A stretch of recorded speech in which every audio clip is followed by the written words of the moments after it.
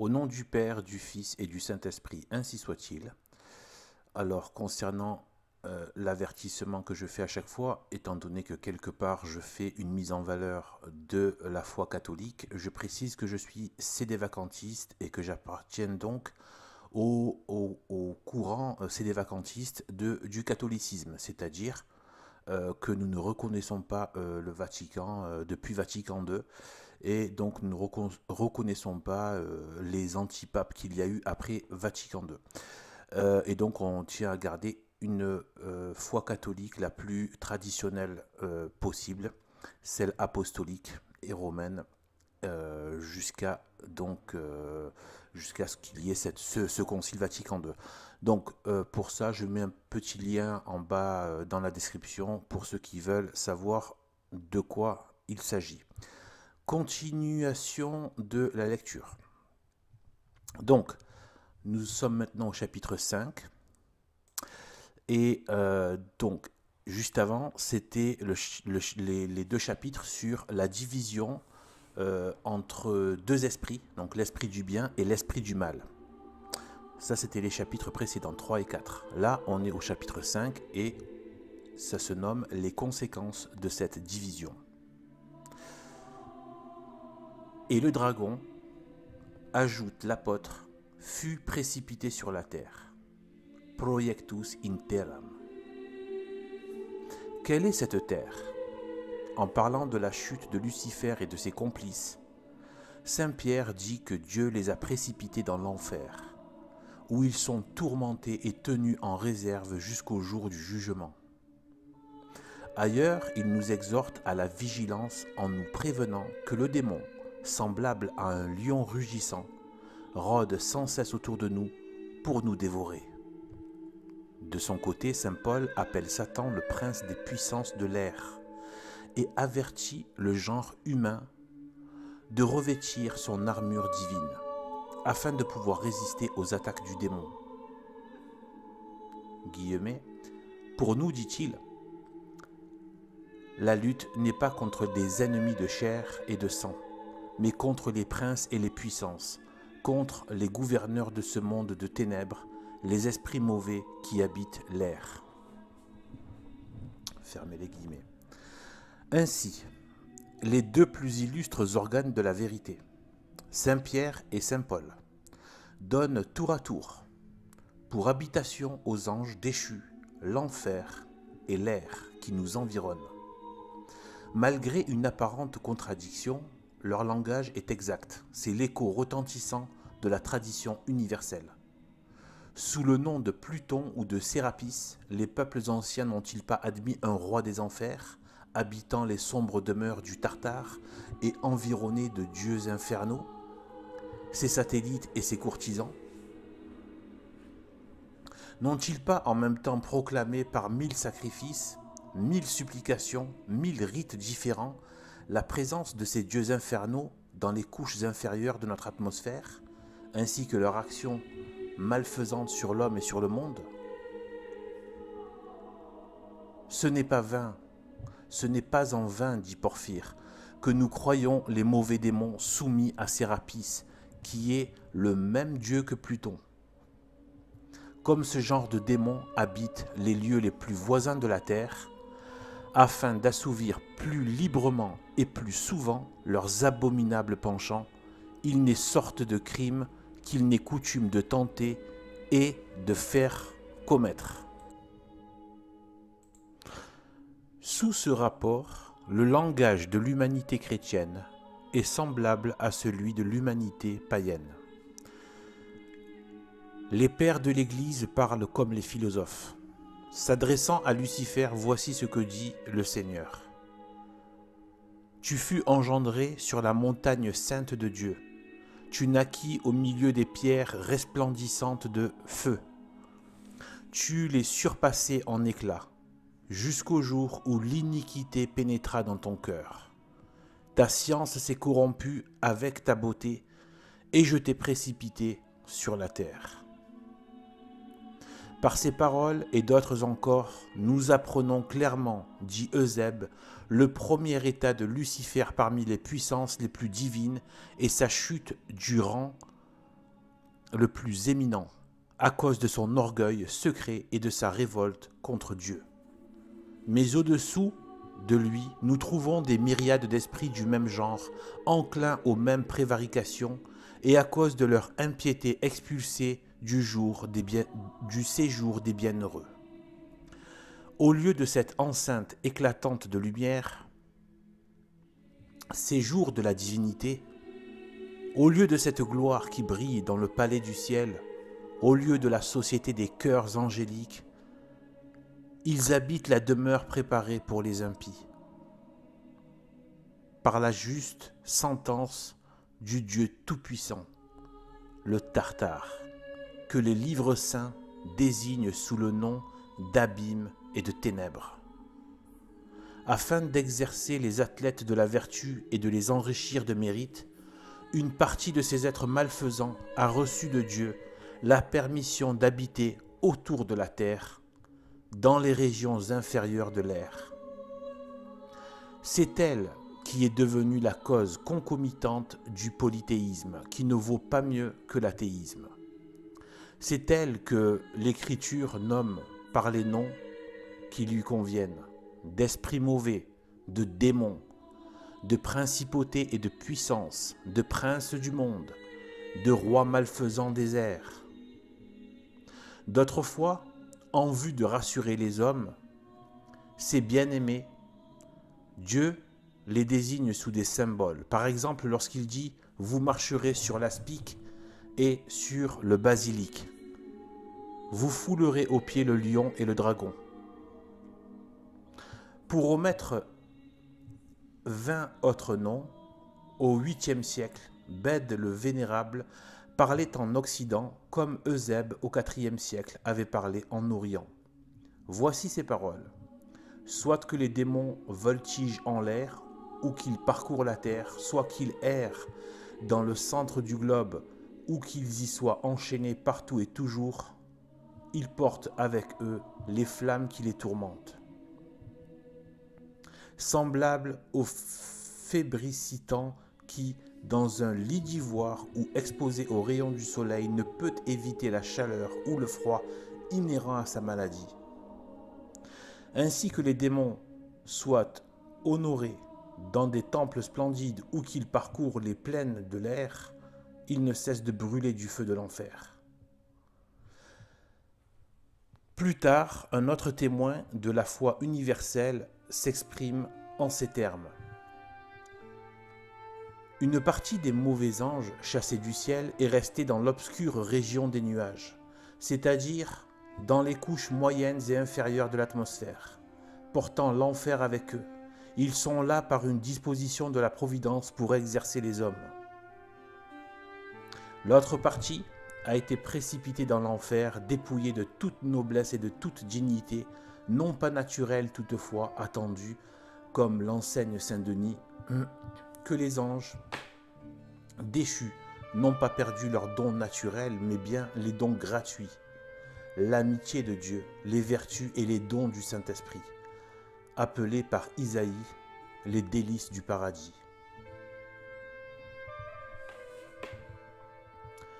Avec sa pénétration ordinaire, saint Thomas découvre la raison de ce double séjour. La Providence, dit l'angélique docteur, conduit l'homme à sa fin de deux manières. Directement en le portant au bien, c'est le ministère des bons anges, indirectement en l'exerçant à la lutte contre le mal. Il convenait que cette seconde manière de procurer le bien de l'homme fût confiée aux mauvais anges, afin qu'ils ne fussent pas entièrement inutiles à l'ordre général. De là, pour eux, deux lieux de tourment. L'un à raison de leur faute, c'est l'enfer, l'autre à raison de l'exercice qu'ils doivent donner à l'homme, c'est l'atmosphère ténébreuse qui nous environne.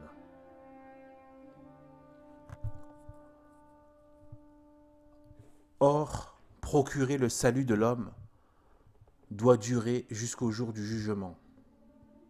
Jusqu'alors donc durera le ministère des bons anges et la tentation des mauvais. Ainsi, jusqu'au dernier jour du monde, les bons anges continueront de nous être envoyés et les mauvais d'habiter les couches inférieures de l'air. Toutefois, il en est parmi eux qui demeurent dans l'enfer pour tourmenter ceux qu'ils y ont entraînés. De même qu'une partie des bons anges reste dans le ciel avec les âmes des saints. Mais après le jugement, tous les méchants hommes et anges, seront dans l'enfer. Et tous les bons dans le ciel. Le texte sacré continue en disant « Une fois précipité sur terre, le dragon se mit à persécuter la femme. Persecutus est mulierem. » Quelle est cette persécution? Elle n'est autre que la continuation du grand combat de Lucifer et de ses anges contre le Verbe incarné. Sur la terre comme dans le ciel, aujourd'hui comme au commencement et jusqu'à la fin du monde, mêmes combattants, mêmes armes, même but. Là est toute la philosophie de l'histoire passée, présente et future. Qui ne comprend pas cela ne comprendra jamais rien à la grande énigme qu'on appelle la vie du genre humain sur la terre. Nous avons vu, et empruntant les paroles de Cornélius à Lapide, nous répétons que le péché de Lucifer et de ses anges fut un péché d'ambition. Ayant eu connaissance du mystère de l'incarnation, ils virent avec jalousie la nature humaine préférée à la nature angélique. De là, leur haine contre le Fils de la femme, c'est-à-dire le Christ. De là leur guerre dans le ciel, guerre à outrance qu'ils continuent sur la terre, n'ayant pu s'opposer au décret de l'union hypostatique de la nature divine avec la nature humaine, Lucifer et ses satellites sont constamment et uniquement occupés à le frustrer de ses effets. Rendre impossible ou inutile la foi au dogme de l'incarnation. Tel est le dernier mot de tous leurs efforts. Ouvrons l'histoire. Grâce à la malice du démon, l'homme, qui devait surtout bénéficier de l'incarnation, commence par devenir prévaricateur, afin de le retenir éternellement éloigné du Verbe, son libérateur. Satan charge son noble esclave d'une triple chaîne, jusqu'à la venue du Messie. 3 grandes erreurs dominent les nations: le panthéisme, le matérialisme, le rationalisme.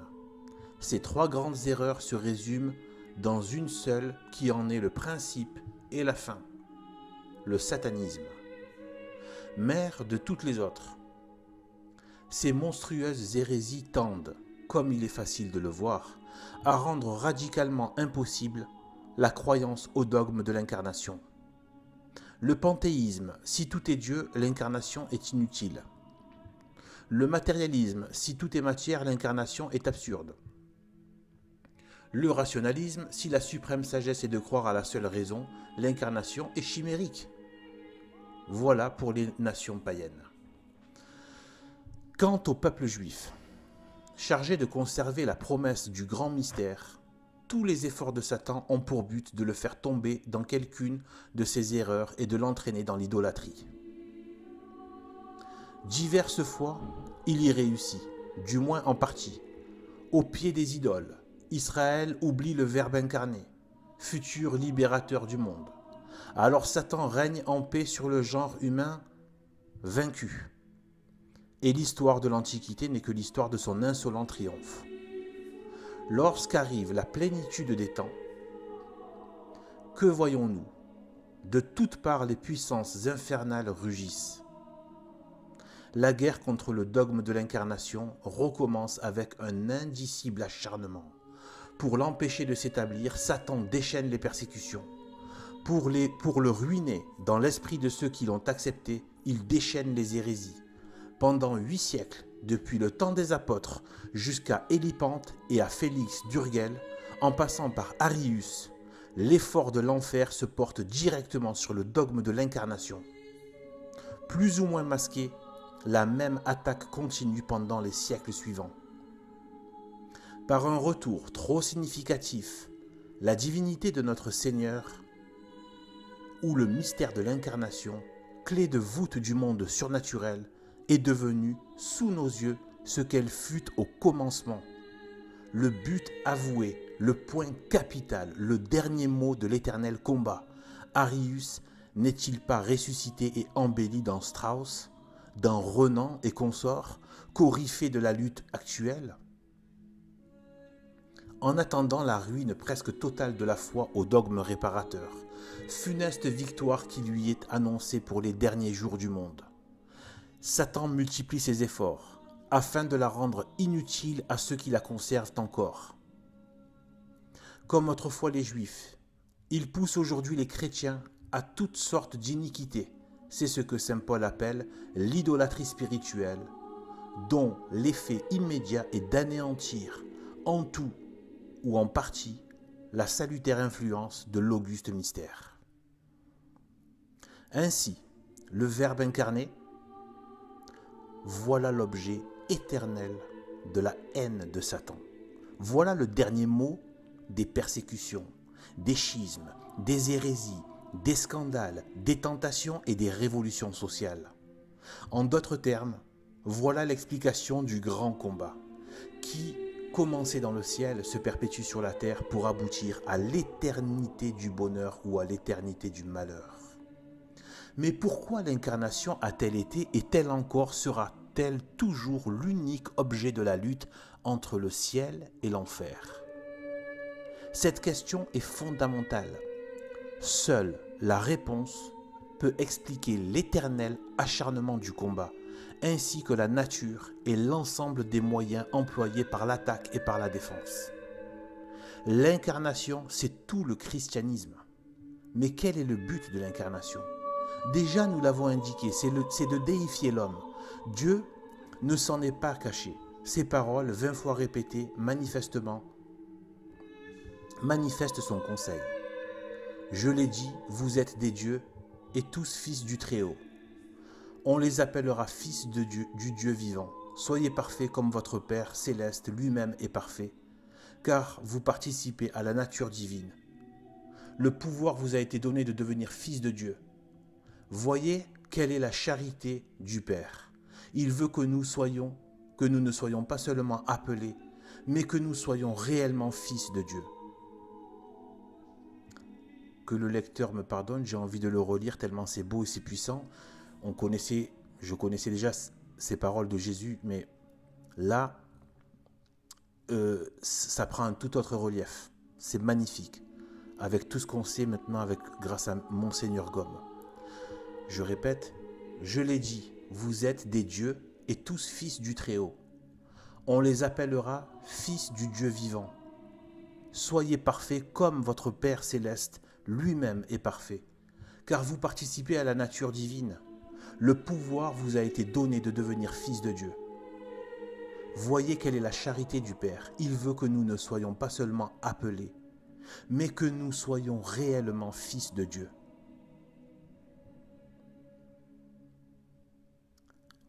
Enfants de Dieu aussi, ça veut dire forcément pour les femmes bien entendu, donc fils et filles de Dieu, donc enfants de Dieu.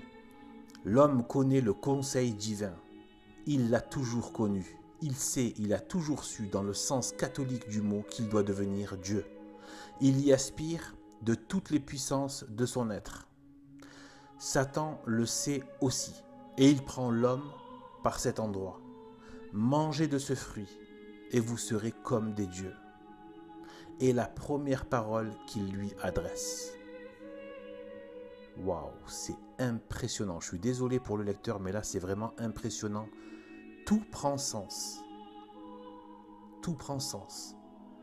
Ces phrases qu'on connaît maintenant, on en voit toutes, mais toute l'implication, tout le retentissement et toute la puissance de propagation que ça a sur l'éternité.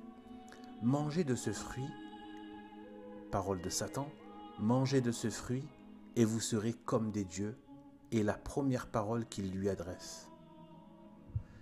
Tel en est le sens. Vous devez être des dieux. Je le sais et ne le conteste pas. Je vous propose seulement un moyen court et facile de le devenir. Pour être des dieux, on vous a dit « humiliez-vous, obéissez, abstenez-vous, reconnaissez votre dépendance, Vous soumettre à de pareilles conditions, c'est tourner le dos au but. L'abaissement ne peut conduire à l'élévation. Voulez-vous y arriver? Brisez vos entraves. Le premier pas vers la déification, c'est la liberté. Fin de citation. Comme dans toute hérésie, il y a du vrai dans cette parole. Le vrai est que l'homme doit être déifié. Le faux est qu'il puisse l'être en suivant la voie indiquée par Satan. Aussi, remarquons le bien, si étrange qu'elle soit, cette promesse de déification n'excite dans les pères du genre humain ni étonnement ni indignation, ni sourire de mépris. Ils l'accueillent, et pour l'avoir prise dans le sens du tentateur, ils se perdent en l'accueillant. Aussi, saint Thomas remarque avec raison que le principal péché de nos premiers parents ne fut ni la désobéissance ni la gourmandise, mais bien le désir déréglé de devenir semblable à Dieu. La désobéissance et la gourmandise furent les moyens.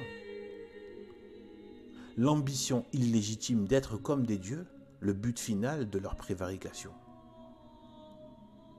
Le premier homme, dit le grand docteur, donc saint Thomas d'Aquin, pécha principalement par le désir de devenir semblable à Dieu. Quant à la science du bien et du mal, suivant la suggestion du serpent, de manière à pouvoir par les seules forces de sa nature se fixer à lui-même les règles du bien et du mal, ou connaître d'avance et par lui-même le bonheur ou le malheur qui pouvait lui arriver, il pécha secondairement par le désir de devenir semblable à Dieu. Quant à la puissance d'agir, de manière à arriver à la béatitude par ses propres forces.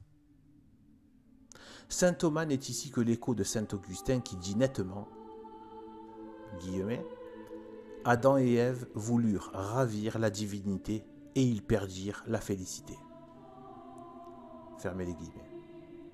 Que certains anthropologues, dont l'audace va jusqu'à nier l'unité de l'espèce humaine, expliquent l'influence magique de cette parole sur tous les habitants du globe, vous serez comme des dieux. Victorieuse des pères de notre race, il y a 6000 ans, cette parole, Satan la répète constamment à leur postérité et en obtient le même succès. Il n'en sait pas d'autre. Celle-là, en effet, lui suffit. Étudiée avec soin, la psychologie du mal démontre qu'un désir de divinité est au fond de toutes les tentations.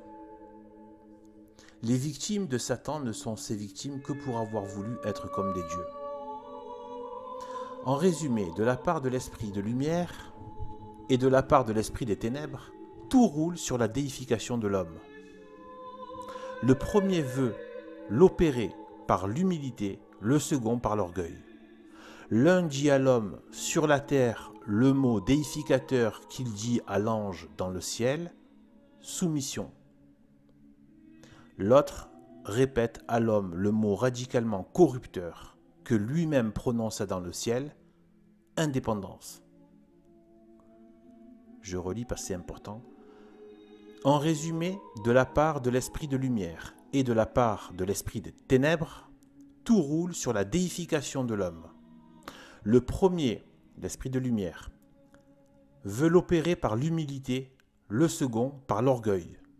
L'un, l'esprit de lumière, dit à l'homme sur la terre le mot déificateur qu'il dit à l'ange dans le ciel, soumission. L'autre, l'esprit de ténèbres, répète à l'homme le mot radicalement corrupteur que lui-même prononça dans le ciel, indépendance. De ces deux principes opposés découlent, comme deux ruisseaux, de leur source. Les moyens contradictoires de la déification divine et de la déification satanique, inutile d'ajouter que la première est la vérité, la seconde une contrefaçon, que l'une rend l'homme vraiment fils de Dieu, image vivante de ses perfections, héritier de son royaume, compagnon de sa gloire, et l'autre, fils de Satan, complice de sa révolte et compagnon de son supplice, a patre diabolo estis. Toutefois, entre ces moyens opposés, il existe un parallélisme complet. Nous le ferons connaître plus tard, car il n'est pas le moindre danger de la grande persécution de l'ange déchu. Ouvrez les guillemets. Lucifer et ses suppôts feront de grands prodiges et des choses étonnantes, de manière à séduire, s'il était possible, les élus eux-mêmes. Fermez les guillemets. Tel est l'avertissement trop oublié du Maître divin. Vrai, dans tous les temps, il semble le devenir aujourd'hui plus que jamais, et demain, il le sera plus encore qu'aujourd'hui. L'apôtre termine la grande histoire du mal en disant, donc l'apôtre c'est Saint Paul, et le dragon persécuta la femme qui enfanta le fils, persecutus est mulierem quae peperit filium.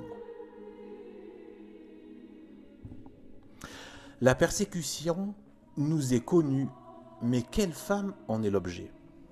C'est la femme par excellence, mère du Fils par excellence. C'est la femme dont il fut dit au dragon lui-même, aussitôt après sa première victoire, guillemets, « J'établirai la guerre entre toi et la femme, entre ta race et la sienne. Elle t'écrasera la tête et toi tu tendras des pièges à son talon. » Fermez les guillemets. Voulez-vous la connaître? Prêtez l'oreille à la voix des siècles, passés et des siècles présents. Tous répètent le nom de Marie. Mais comment Marie, dont le passage sur la terre s'est accompli en quelques années, dans un coin obscur de la Palestine, peut-elle être l'objet d'une persécution aussi durable que les siècles, aussi étendue que le monde? Marie est la femme immortelle. 40 siècles avant sa naissance, elle vivait dans Ève. Et Satan le savait. Depuis 18 siècles, elle vit dans l'Église. Et Satan le sait encore. Marie vivait dans Ève. Elle y vivait comme la fille de sa mère. Ou plutôt comme le type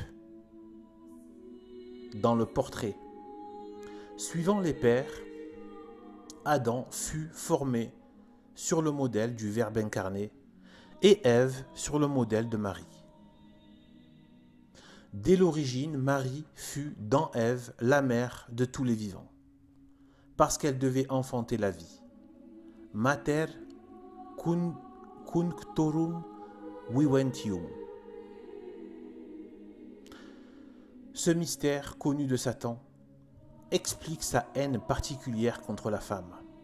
Sans doute la femme coupable a été condamnée à la domination de l'homme et à des douleurs propres à son sexe. Mais cette condamnation suffit-elle pour expliquer sa triste condition dans tous les siècles et sur tous les points du globe? Que sont les souffrances de l'homme comparées aux humiliations, aux outrages, aux tortures de la femme? D'où vient cette différence? Croire qu'elle a sa cause uniquement dans la culpabilité plus grande de la femme primitive nous semble une affirmation hasardée, pour ne pas dire une erreur. Il est vrai, suivant saint Thomas, que le péché d'Ève fut, sous plusieurs rapports, plus grand que celui d'Adam. Mais il est vrai aussi, suivant le même docteur, que sous le rapport de la personne, le péché d'Adam fut plus grand que celui d'Ève. Comment prouver qu'aux yeux de la justice divine, il n'y a pas une sorte de compensation qui ramène les coupables à l'égalité? S'il reste une différence défavorable à la femme, suffit-elle pour justifier l'énorme aggravation de sa peine? Suffit-elle surtout pour expliquer la préférence incontestable qu'elle a toujours eue dans la haine de Satan? Dans tous les pays où il a régné, où il règne encore, la femme est la plus malheureuse créature qu'il y ait sous le ciel.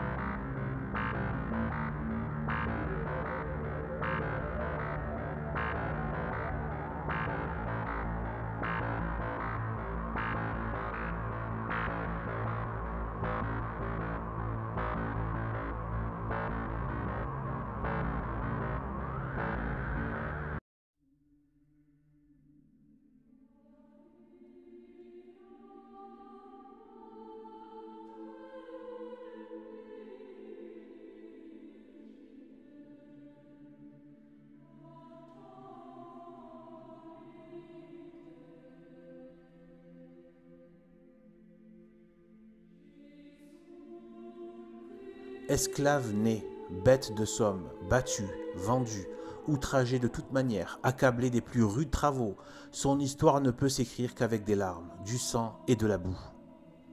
Pourquoi cet acharnement du dragon contre l'être le plus faible et dont il semble par conséquent avoir moins à craindre? D'où vient cette prédilection à choisir la femme et surtout la jeune fille pour médium, pour organe de ses mensonges, pour instrument de ses manifestations ridicules ou coupables? Nous n'en saurions douter, c'est une vengeance du dragon. Dans la femme, dans la Vierge surtout, il voit Marie. Il voit celle qui doit lui écraser la tête. Et à tout prix, il veut torturer la femme, l'avilir, la dégrader, soit pour se venger de sa défaite, soit pour empêcher le monde de croire à l'incomparable dignité de la femme, et ébranler ainsi jusque dans ses fondements le dogme de l'incarnation, persecutus est mulierem. À ce compte, ne semble-t-il pas que c'est l'homme et non la femme qui devrait avoir la préférence dans la haine de Satan? Car enfin, ce n'est pas la femme, mais l'homme-dieu qui a détruit l'empire du démon. Sans doute, le vainqueur du dragon est le fils de la femme, mais il est vrai aussi que sans la femme, sans Marie, ce vainqueur n'aurait pas existé.